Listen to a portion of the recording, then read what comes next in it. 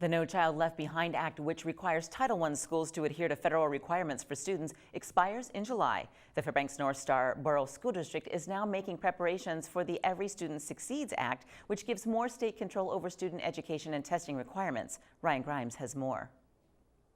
Many school district officials say the Every Student Succeeds Act, or ESSA, is a major improvement over No Child Left Behind when it was enacted last December, all because of one reason: more control for states and local school districts. No Child Left Behind was just very punitive in nature because it was this one size fits all. Well, we were looking at every school district in the nation failing because we couldn't reach the 100% mark for performance for all students, and it's just not the right way to look at education. ESSA's focus is to have states identify achievement gaps in student performance. While that focus is similar to No Child Left Behind, it's now up to the states to manage how to deal with those achievement gaps and gather useful data for teachers. However, the school district has only 1 year to fully implement ESSA's accountability requirements, including new tests and education programs mandated under the law.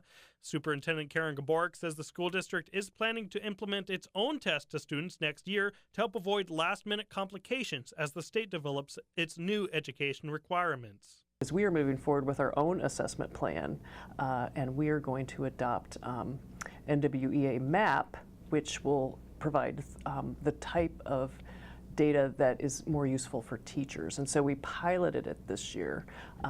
We are going to implement it grades 3 through 10 this coming school year. So we're going to try to cover some of the bases that perhaps the state won't be able to cover initially. Gaborik says because many of the new education requirements are still being developed by the state, the district will temporarily be operating under systems mandated by No Child Left Behind into the next school year. The big unknowns is around teacher qualification for positions. So under the previous law, teachers had to be highly qualified. So if those requirements change, and now we're back to a system of teacher certification and endorsements, so there's just a lot of question with staff currently, like, what does that mean for me?